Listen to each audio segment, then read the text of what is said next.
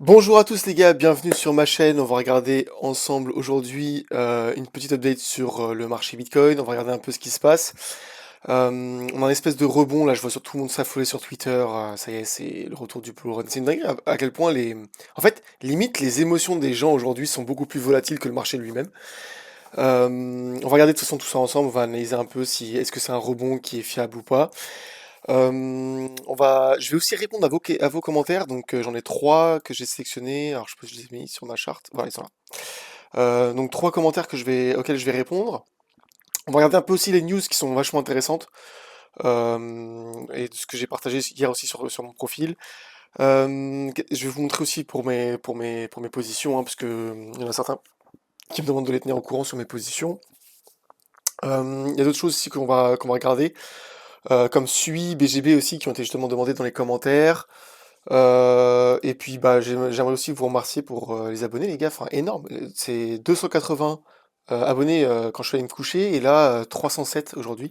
C'est une dinguerie les gars, moi je, je pump beaucoup plus que le BTC donc ça c'est vraiment cool. En tout cas merci à vous tous. Merci pour les likes et les commentaires aussi, franchement ça fait énormément plaisir. Bon, on commence tout de suite. Alors, sur le BTC, on va regarder déjà les targets que je vous avais donnés, mais on va les regarder d'une autre manière différente. Pourquoi? Parce qu'on va regarder de nouveaux indicateurs. Et c'est des indicateurs qui m'indiquent encore une fois la même target qui est le premier arrêt du BTC. Donc en fait le bottom potentiel qu'on va trouver dans les prochains jours. Déjà les gars, hier j'ai vu sur Twitter des gens s'affoler, ça y est, c'est le pump, on est parti to the moon et tout. Pff, les gars, faut rester tranquille, hein, parce que déjà on était à 88 000, bon, d'ailleurs on est revenu aux 88 000, là, tout à l'heure quand j'ai lancé ma vidéo, avant de checker deux trois trucs, on était à 90 000, je me suis dit tiens.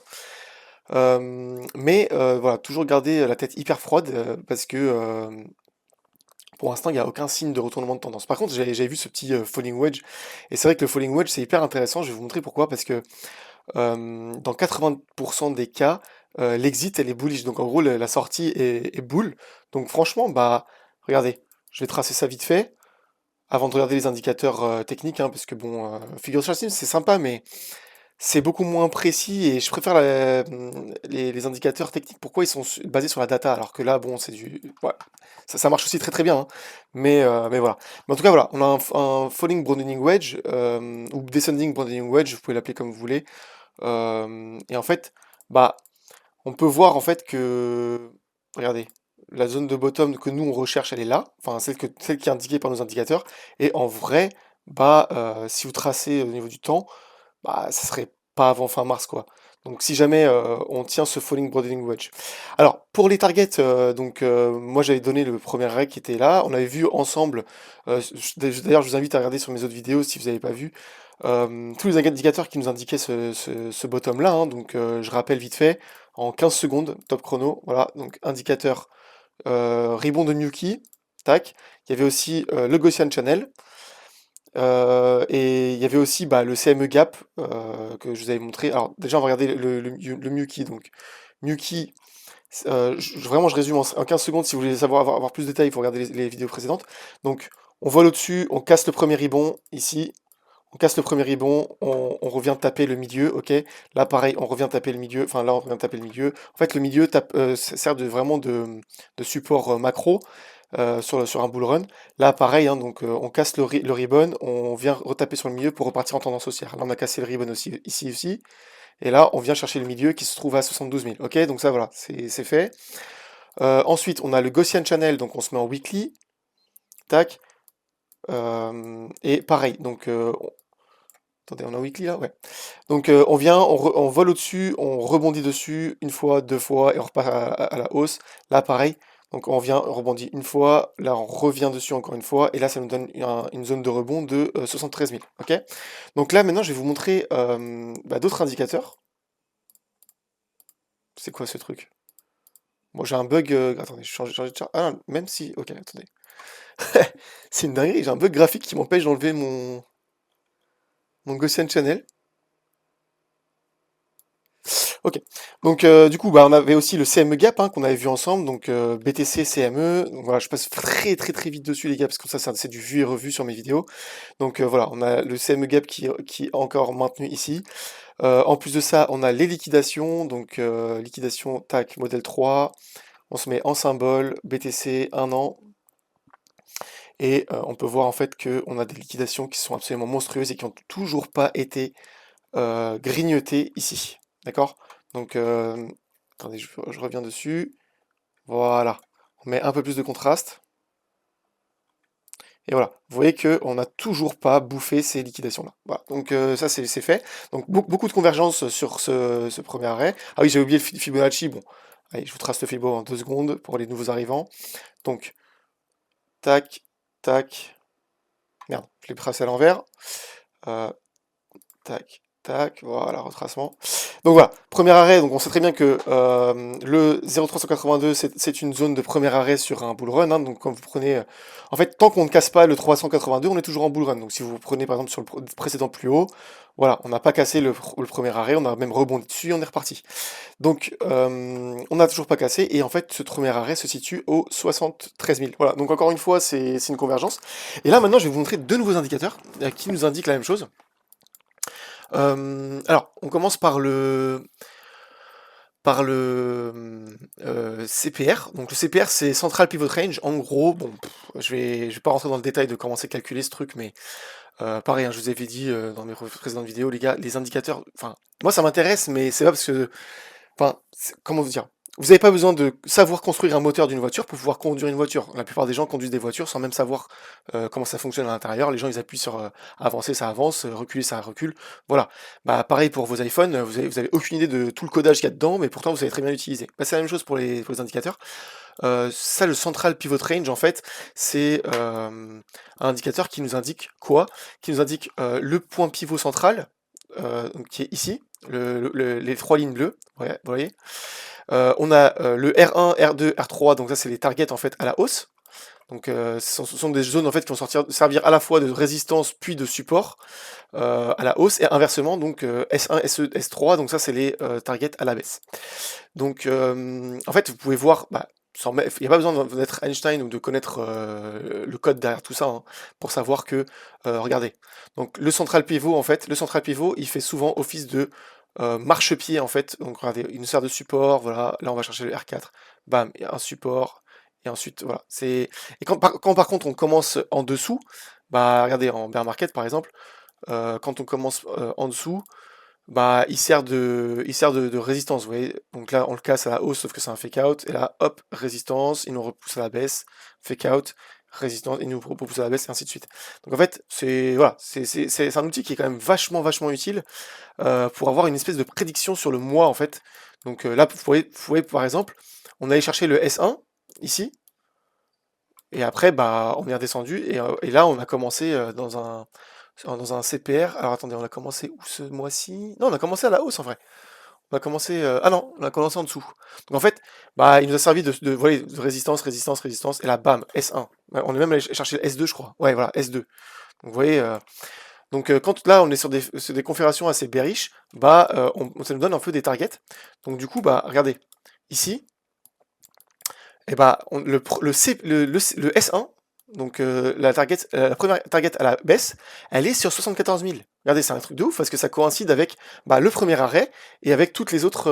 Voilà, c'est encore une petite convergence et ça, vous en avais fait un petit tweet hier parce que moi, je passe mes nuits, les gars, à analyser le marché. Enfin, je sais pas, il y en a qui passent des heures à regarder un match de foot. Moi, je passe des heures à regarder les charts, ça me passionne de ouf. Est-ce que voilà, je l'avais mis là, donc ça c'est quelque chose que j'avais vu hier. Vous voyez, il était quoi? Il était 1h44 du matin. Voilà, c'est sur ça que je passe mon temps. Et donc j'avais identifié aussi ce petit following bottoming wedge, et je me disais, bah les gars, si jamais pendant le mois de mars on descend, on vient taper bah, notre target, liquider ces énormes whales à ce moment-là, et on repart à la hausse, ce serait un peu le scénario parfait en fait. Donc je l'avais mis ici sur mon tweet, le scénario parfait pour le BTC, ce serait ça. Après je dis pas que ça va pas se passer, attention, et il faut se préparer à l'inverse en fait. Enfin ça se trouve, on va faire tout l'inverse, on va repartir dès maintenant, et puis voilà, on n'en sait rien. Mais ce serait un scénario qui serait vraiment, vraiment pertinent. Et pour l'instant, bah, c'est un scénario que je privilégie. D'ailleurs, vous voyez, hein, donc je vous ai mis les liquidations. Ah non, ça c'est sur ETH, pardon. Mais les liquidations, en fait, bah, elles sont toujours pas, elles sont toujours intactes sur le BTC. Au niveau du, on va analyser ça un peu plus de manière en close-up là pour voir. Donc, on a un pump, certes. Donc là, je vois tout Twitter s'affoler. Enfin, c'est une dinguerie. Les gens, ça y est, ils partent en long x10, x15. J'ai vu des mecs en train de placer des positions et tout. Mais, enfin, regardez. Donc, la première fois, je vous avais dit, attention à cette chute-là, là. Faut regarder, si vous tracez votre Fibonacci, je vous avais même mis un replay d'une vidéo que j'avais faite où je vous disais, en fait, on était tout en bas, et je vous disais, on pourrait très bien avoir un retracement ici, et rebondir et repartir à la baisse. C'est exactement ce qui s'est passé. Alors ça veut pas dire, encore une fois, ça veut pas dire que je suis en voyant, les gars, je suis pas marabout. C'est juste que c'est une possibilité, et bah les probabilités, quand il y a 90% de chances que ça arrive, bah vous avez 9 fois sur 10, ça arrive, et là ça arrive. Donc on est venu rebondir exactement dans la zone de rechargement, donc 0,756 et 0,718, on a rebondi exactement dedans. Donc là, on va faire exactement l'exercice inverse pour voir, hein. Je n'ai pas encore tracé pour voir, mais euh, donc on va analyser ça ensemble. Là, je suis en train de découvrir avec vous, honnêtement. Merde, attendez, c'est pas ça que je voulais faire, c'était ça, tac, hop. Voilà, bon bah encore une fois, bah, vous voyez, je suis pas devin, je suis pas voyant, je suis pas marabout, mais c'est des scénarios qui se produisent régulièrement. Donc là, on est revenu dans la zone de rechargement de longue, et là, je pense, les gars, qu'on est parti dans une compression comme ça, hein. C'est, voilà, parce que là, on est revenu exactement, mais pixel près, c'est une dinguerie quand même. Ouais, je suis pas marabout, les gars, c'est juste que bah, c'est des scénarios qui se produisent très souvent, et donc du coup, bah là on est revenu, donc du coup, là on n'a pas eu une inversion de tendance encore claire, donc du coup, bah là on est reparti pour consolider, et là on va refaire l'exercice inverse, donc encore une fois, ici comme ça, tac, ah merde, excusez-moi, putain, à chaque fois je le trace à l'envers, voilà, tac, comme ça, tac, ok. Donc là, bah, probablement, la zone de rechargement de short, il faut surveiller les 92 000. Donc, si jamais on casse les 92 000 à la hausse, là, potentiellement, on peut avoir une tentative de rebond et repartir un peu plus haut. Mais pour aller plus haut, pour chercher quoi? Pas pour aller chercher les 150 000, les gars, hein, c'est juste pour aller chercher potentiellement la zone de rechargement qui se trouve, en fait, qui est un peu plus macro. Attendez, même, je l'ai même mal tracé là. Pardon, hop, voilà, comme ça. Donc le niveau qui sera surveillé, ce sera la zone de rechargement de sorte à 102 000. Si par contre là, on repart, on rebondit ici et on repart, bah là, ok, là, ce sera clairement une zone de rechargement enfin, une inversion de tendance, et on sera parti à la hausse. Bref, vous avez compris ce que je voulais dire. En gros, surveiller les fibos. Voilà, là, on se rapproche un peu de la zone de rechargement de short. Là, je vois qu'on n'a même pas tapé, en fait, hein. Moi, là, je le trace un peu approximativement. Normalement, il faut vraiment mettre le magnétisme et tout pour avoir les targets exacts. Mais voilà, on est 91 000, on est quasiment allé chercher. Et on a été là pour l'instant de se faire rejeter. On va voir, hein, ça se trouve, on va faire ça, et après ça. Donc voilà, à surveiller. Mais pour moi, à mon avis, un des scénarios principaux, un des scénarios à privilégier, ce serait un énorme triangle de compression comme ça. Et voilà. Mais à voir, à voir, à voir. En plus de ça, on a une ligne de résistance ici à surveiller. Tac, tac, tac. Ici. Voilà. Tant qu'on n'a pas cassé aussi, tant qu'on n'a pas fait ça, ici, tac, tac. Après repartir sur les 102 000. Et voilà. Tant qu'on n'a pas fait ça, pas d'inversion de tendance. Il n'y a pas de quoi long. Il n'y a pas de. Enfin, long ici, vous avez 50-50, hein. 50-50 que ça fasse ça, ça. Donc là, c'est autant jouer au casino. Franchement, pour l'instant, moi, vous voyez, hein, comme je vous ai dit, je suis 100% transparent avec vous. En fait, mes futurs représentent un peu enfin, non, mes positions ici. Si je mets pas de longue, ça veut dire que j'ai pas acheté en spot, en gros. Voilà, c'est ça que je veux dire. Donc là, vous voyez que j'ai rien fait, j'ai même pas encore rechargé sur mon ETH. ETH, juste pour ceux qui débarquent, bah, c'est une position que j'ai construite en fait à partir de 3400 ici. Et en fait, bah, moi, c'est ma manière de trader, c'est j'achète. Et une fois que j'ai construit mon long et qu'on est reparti sur une tendance haussière, là, je modifie mon levier, je le mets en x200, je récupère 100% de la liquidité que j'ai mis dedans. Donc du coup, en fait, ma position devient gratuite, littéralement. Et du coup, je n'ai plus que des profits. Et du coup, bah, ça monte, ça monte, ça monte. Et puis, je prendrai les profits à un moment ou à un autre. Et pareil, les profits, les gars, moi, je les prends pas en one shot, hein. C'est pas genre, on arrive ici. C'est pas genre, on arrive ici et hop, je prends mes profits. C'est genre, je vais prendre 20% de la position ici, un profit, 20% ici, 20% là, puis encore 20% là, et tac, tac, tac, et ainsi de suite. Voilà, je lisse. Moi, c'est comme ça, c'est ma stratégie à moi. Après, je dis pas que qu'elle est meilleure ou que d'autres. Il y en a qui font du x15 et voilà, ils perdent un trade sur deux et pour eux, ils sont toujours gagnants, hein. Mais moi, voilà, c'est pas mon style. Donc voilà, sur BTC, en tout cas, pour moi, ça reste inchangé.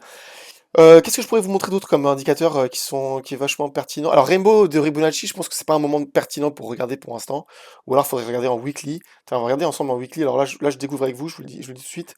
Je n'ai pas préparé ça pour la vidéo, mais j'ai envie de regarder un petit peu. Euh, Ouais, ok. Donc euh, on est en train de se rapprocher de la zone de rechargement. Moi, je surveille surtout le rainbow en entier, donc le ruban. Mais la zone à surveiller, c'est la zone jaune en fait. Et tant que la zone jaune n'a pas intégré à 100% pour moi la zone bleue, ou alors n'a pas au moins touché, on n'a peut-être pas encore touché le bottom. Voilà, les probabilités sont que on n'a pas encore touché le bottom. Le Rainbow de Fibonacci, je l'ai expliqué dans certaines autres vidéos. Bon après, j'avoue que ça vous fait chier de regarder les autres vidéos alors qu'elles sont plus trop à jour. Mais Rainbow de Fibonacci, c'est peut-être mon indicateur préféré. Enfin, c'est top 3 en tout cas de mes indicateurs préférés. Et j'utilise énormément. Enfin, peut-être que je le réexpliquerai dans une autre vidéo, mais comme je l'ai expliqué il y a 2-3 vidéos, bah voilà, j'ai pas envie que ce soit redondant pour ceux qui me suivent régulièrement. Ok, donc BTC, donc c'est fait. ETH, pareil, hein, donc je n'ai toujours pas de. Bon, j'ai déjà fait la mise à jour dessus hier, donc enfin, elle est toujours à jour d'ailleurs. Donc pour l'instant, je vais pas me réitérer ce que j'ai dit, hein, donc voilà. En plus, ça fait déjà 16 minutes, mais mon Dieu, le temps, j'ai l'impression d'être dans un trou noir, les gars, c'est au niveau du temps. Je sais pas, le temps il passe trop trop vite. Donc, qu'est-ce que je disais hier? Donc, la zone des 2000 sur TH, elle est extrêmement défendue. Et en fait, bah, ce que j'expliquais en gros, c'est que regardez ici, on a eu une cascade de liquidation et en fait, ça faisait un couteau, genre one shot time, bam, on est parti à la baisse. Et là, en fait, pas du tout, pas du tout. Pourtant, on a entamé des milliards, hein. Là, les liquidations qui sont ici, les gars, chaque ligne, c'est 5 milliards. Donc, en fait, ça nous explique une chose, ça nous explique que la zone est extrêmement défendue par d'énormes poissons. Et là, on parle pas de. Vraiment, on parle pas de Kevin, 23 ans, qui vit encore chez ses parents et qui est en CAP pâtisserie, les gars. Rien à voir. Là, on parle de. Attention, j'ai rien contre les gens qui sont en CAP pâtisserie, hein, c'est juste une métaphore. Mais, parce que moi-même, en fait, j'ai accumulé pendant toute l'alternance, hein, donc attention, allez pas croire, hein, moi, pendant les 2 ans là, de bear market, j'étais en alternance et je faisais qu'accumuler. Donc attention, je suis pas en train de.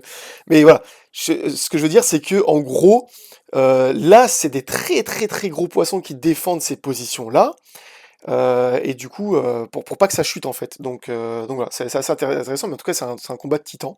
C'est ce que j'expliquais en fait. Voilà, c'est même pas des whales, hein, c'est des kraken. C'est vraiment voilà, c'est super intéressant. Une autre news qui est vachement intéressante ici, c'est que Trump dévoilera sa stratégie de Bitcoin vendredi. Donc honnêtement, bah là en ce moment, on est vraiment sur un marché qui est drivé par les news, hein. C'est celui qui va me dire que ça, il a vu ce pump arriver là grâce au MACD ou je ne sais quoi. Non, non, les gars, personne n'a vu ce truc-là arriver. Ça, c'est clairement des news. Et on n'est plus dans les années 80 où parce qu'il y a des traders qui disaient à l'époque Show me the charts, I'll tell you the news. En gros, montre-moi la charte et je te dirai les news. Avant, c'était les charts qui drivaient les news. Aujourd'hui, c'est totalement l'inverse, hein. Cette news-là, les gars, il n'y a aucun indicateur au monde qui aurait pu vous prédire ça. Donc, celui qui me dit que voilà, c'est totalement une connerie. Donc du coup, à surveiller vendredi. En plus ça, il y aura du très très beau monde, hein. Il y aura Michael Saylor, il y aura énormément de gens au niveau de la crypto. Et surtout, bah, surveiller et c'est ça en fait qui fait aussi un peu pump ADA. Donc ADA, attendez, on en est où sur ADA d'ailleurs? J'ai pas checké. Ok, donc on a quand même un assez gros rebond dessus. Alors je vais quand même regarder, bah pareil, hein, on sort le Fibo. Fibo c'est l'arme ultime les gars en trading. Ok, on a rebondi exactement sur la zone de rechargement en fait. Donc il y avait des gros poissons qui attendaient ici. Regardez, quand on intègre pas 100% de la zone de rechargement, ça veut dire qu'il y a des très gros poissons qui ont préparé leurs ordres ici, et là en train de se refaire rejeter à la baisse. Bon, Ada, moi je vous le dis, j'en ai pas du tout. D'ailleurs, attendez, je vais peut-être checker là à l'instant si j'en ai pas, parce que en fait je dis ça, mais des fois je retrouve dans mes bags des ADA que j'ai acheté enfin d'autres tokens que j'ai acheté depuis 3 4 ans, donc en fait moi-même je ne sais plus du tout ce que j'ai vraiment des fois. Tac tac tac. Alors Binance. Est-ce que j'ai de l'ADA?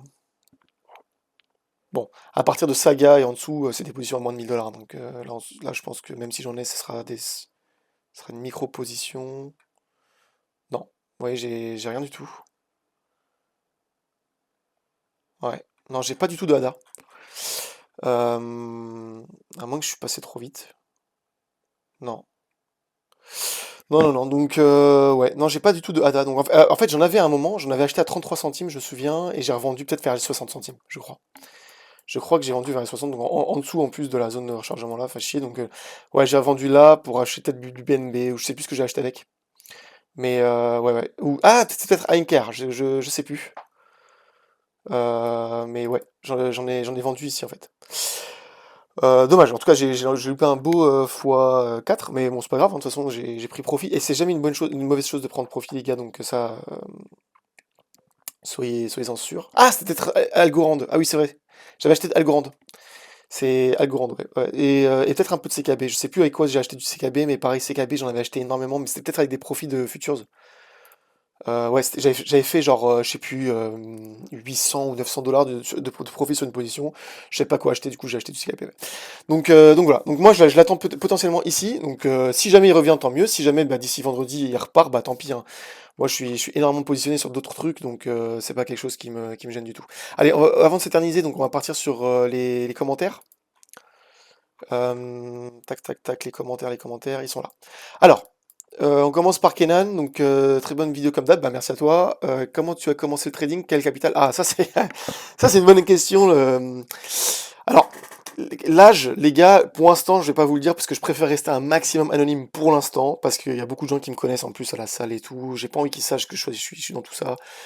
Surtout que bah, sans avoir la moindre prévention, hein, les gars, c'est juste que enfin, c'est des sommes qui potentiellement peuvent attirer bah, des personnes mal intentionnées et tout. Donc je préfère, pour l'instant, je me dis que tant que j'ai pas atteint 1000 abonnés, bon allez, plutôt 10 000 je dirais. Ouais, 1000 abonnés, peut-être que je vous raconterai beaucoup plus de trucs sur moi et tout, mais à 10 000, je pense que si jamais un jour j'atteins 10 000, et franchement, j'espère un jour, mais voilà, on sait pas. Peut-être que je remettrai ma tête, parce que mes premières vidéos, les gars, moi, elles datent d'il y a 3 ans, et bon, elles ont pas dépassé 50 vues, et là récemment, en fait, j'ai supprimé toutes mes vidéos où il y avait ma tête avant. Et en fait, c'est des vidéos que je faisais en bear market, et je vous expliquais ma stratégie d'accumulation, quel token je me positionnais, etc. Et d'ailleurs, je vous parlais du BGB, c'est en réponse à la deuxième vidéo. Mais ouais, ouais, en tout cas, j'avais plein de vidéos avec ma tête et tout, mais là, avec ce qui se passe en ce moment, les gars, je suis pas trop serein. En plus, je connais beaucoup de monde à la salle et tout. J'ai pas envie que. En plus, il y a beaucoup de gens à la salle qui regardent beaucoup de vidéos sur la crypto, donc du coup, ça se trouve, en fait, ils peuvent tomber dessus, et voilà, je préfère pas. Donc, quel âge, je vous le dirai pas, mais par contre, où est-ce que j'ai commencé, les gars? Moi, j'ai commencé ici. J'ai commencé ici, c'était juste là. Ici, voilà, exactement là. C'était à ce bottom-là, les gars. C'était une dinguerie. J'ai eu une échéance incroyable. J'ai commencé avec quel capital? Bah, 3000 € à l'époque. C'était tout ce que j'avais sur mon compte, les gars. Et pourtant, je gagnais beaucoup d'argent. Je faisais beaucoup de photos, moi. Donc, j'étais photographe attitré et tout et agent de communication pour un joueur de l'AS Monaco. En fait, qui est réellement mon pote en réalité, hein. On était dans la même équipe à l'époque et tout. Et bah, lui, il a persévéré. Et en fait, il a joué pour l'AS Monaco. Et moi, je suis devenu son chargé de com attitré, en gros. Et bah, pareil, je vous dirai pas qui parce que j'ai pas envie Pour l'instant, je préfère préserver mon anonymat au maximum, les gars, désolé, hein, mais c'est plus pour ma safety et surtout celle de mon entourage. Surtout que la plupart de mon entourage ne sait pas que je suis dans la crypto. Enfin, ne sait pas en tout cas de combien je pèse aujourd'hui, hein. Vous savez, moi j'ai une vie très très simple, hein, je vis avec. Allez, je dépense peut-être 200 ou 300 € par mois en sortie, en resto, en je ne sais quoi. Et donc en fait, ça se voit pas du tout. Vous me voyez dans la rue, les gars, vous avez aucune idée. Moi, je m'habille en pull and beer. Enfin, bah, je suis pas du tout le mec en Louis Vuitton ou je ne sais quoi. Mes suites, ils valent 20 balles à tout péter. Et même quand j'ai des trucs un peu de marque, bah, c'est que je les ai achetés en promo et en outlet. Vous voyez ce que je veux dire? C'est que du coup, moi, la plupart de mon argent, je l'investis. Et du coup, en fait, vous avez aucune idée de. Moi, vous me voyez dans la rue, les gars, vous avez aucune idée que j'ai un portefeuille pareil. C'est aucune idée. Impossible. Vous pouvez pas savoir. Et donc, du coup, je préfère préserver cette anime-là au maximum, les gars, pour l'instant, et surtout pour préserver mon entourage. Donc, moi, j'ai commencé ici. J'ai commencé ici et j'ai acheté ouais 3000 balles, j'avais acheté un peu de Sandbox aussi à l'époque. Donc ça c'est quelques positions. Mais de toute façon, en fait j'ai fait énormément de vidéos à l'époque sur les trucs que j'achetais, etc. Avec mes potes en fait, et je les incitais à acheter. Mais je vous montrerai tout ça. Sûrement je ferai une vidéo. Bah un jour si j'ai je sais pas ouais 5 chiffres je dirais en abonnés, je vous ferai une vidéo en fait où je vous montrerai tout en fait, même les vidéos de l'époque, mes canaux sur TradingView, enfin sur TradingView, sur Telegram, où je racontais en fait en live, bah, enfin, avec mes potes et tout. En fait, c'était des traders que j'ai rencontrés sur des groupes de trading et en fait on est devenus hyper potes. Il y en a même certains que je suis allé voir et tout en Belgique. Malheureusement, il y en a beaucoup. Enfin là, je pense que je suis encore le seul à avoir un portefeuille crypto parce que la plupart se sont fait rect. Malheureusement, hein, enfin, c'est horrible. J'ai même, bah, je vous montrerai tout ça de toute façon. J'ai encore toutes les conversations de l'époque. Je vous montrerai les erreurs qu'on a fait qui étaient monumentales pour certains. Il y en a d'autres qui ont acheté des NFT à 30 000 balles. Aujourd'hui, ça vaut même plus quelques centimes. Et voilà, il y en a la plupart non plus, enfin, ils sont même plus à 5 chiffres. Pour vous dire, il y en a certains qui sont même plus à 5 chiffres. Il y en a certains, ils se sont tournés à fond maintenant sur le casino. Ils sont même plus entendre parler de la crypto. Ils sont à fond dans le casino et tout. J'ai tellement de choses à vous raconter là-dessus, les gars, mais ça sera des vidéos que je ferai quand je commencerai à avoir une certaine audience, parce que là, bah, 300 abonnés, ça sert à rien que je vous raconte ça maintenant pour l'instant. Mais voilà, Sandbox, en tout cas, c'est quoi ce bordel? Pourquoi il n'y a aucune... Ah voilà. Donc moi, j'avais acheté Sandbox, les gars, ici, à 2 centimes. Voilà, 2 centimes. Ici, pareil, j'ai vendu une énorme partie à 3 dollars, qui était par là.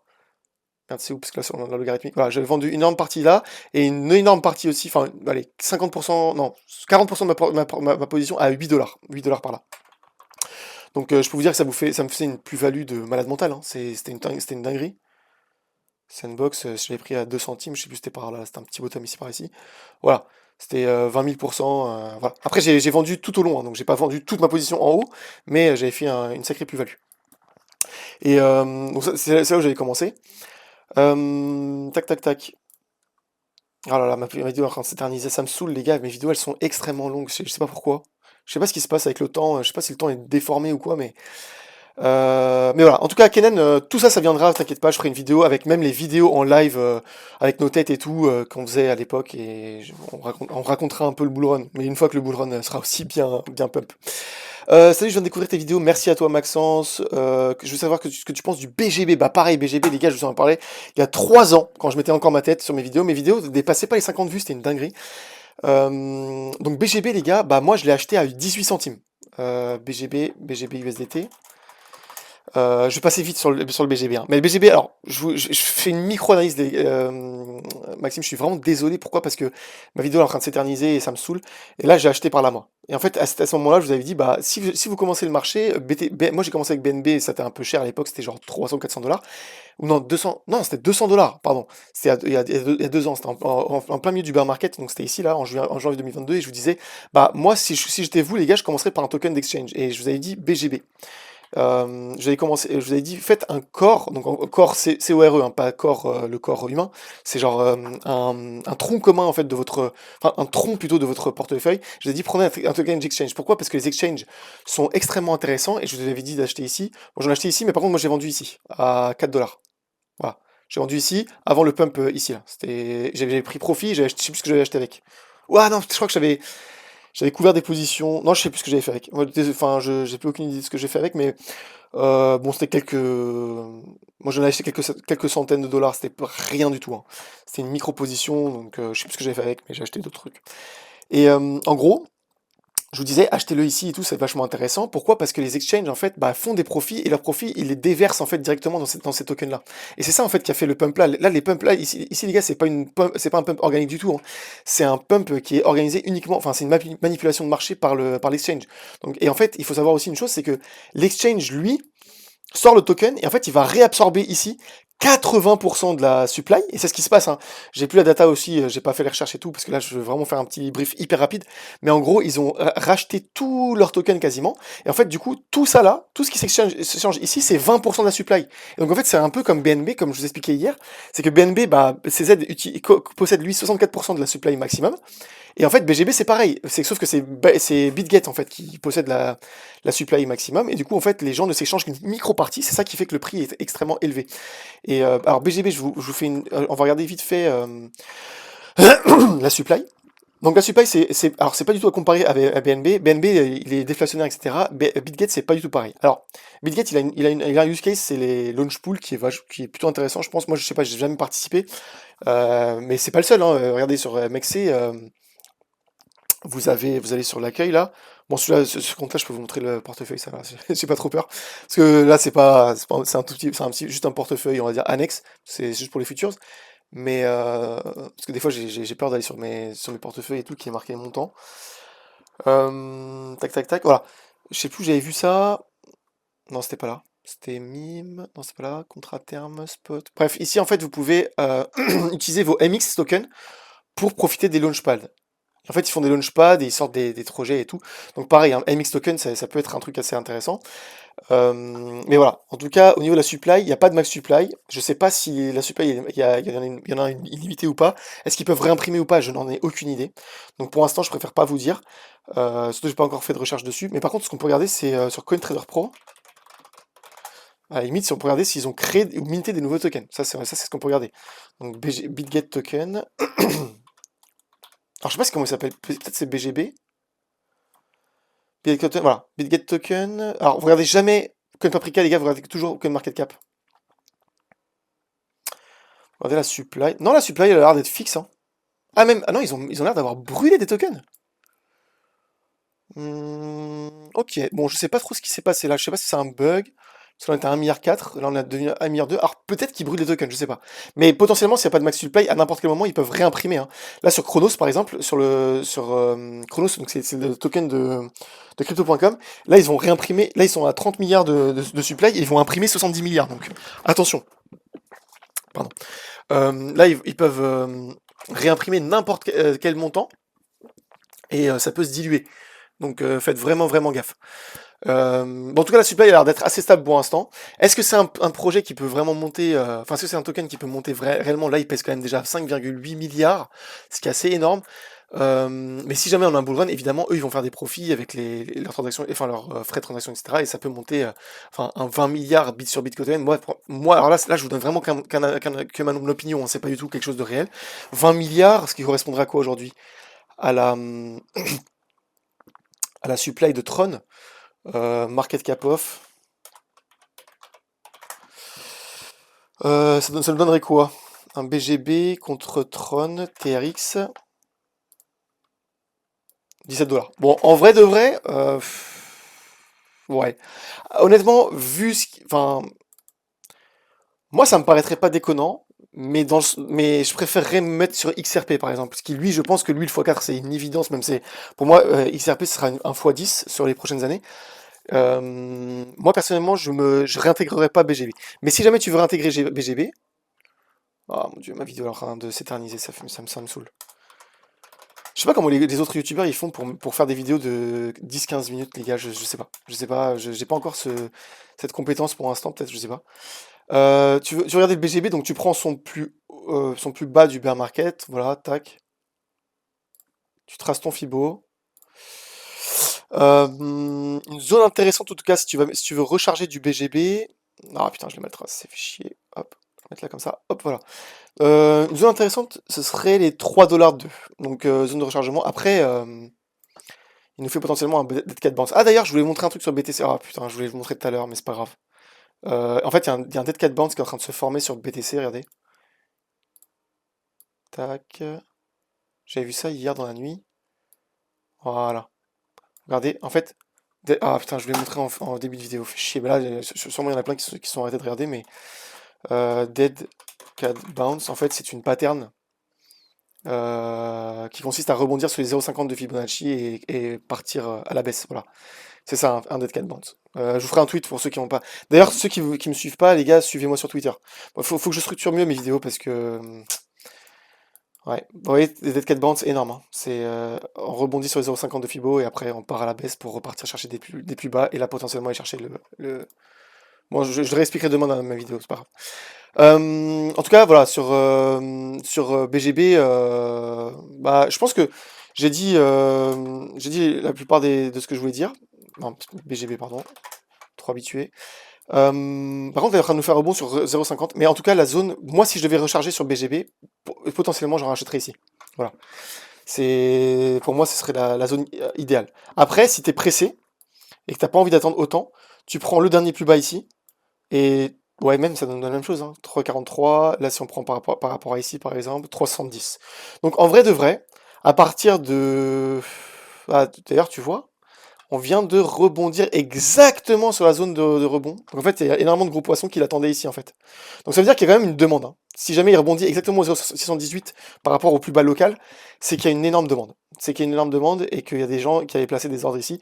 Donc en vrai de vrai, je te conseille d'attendre ou peut-être placer juste un peu au-dessus. À la limite, si t'es pressé, tu mets là, tu mets des ordres ici, et après la majorité de ta liquidité, tu la mets là. Voilà.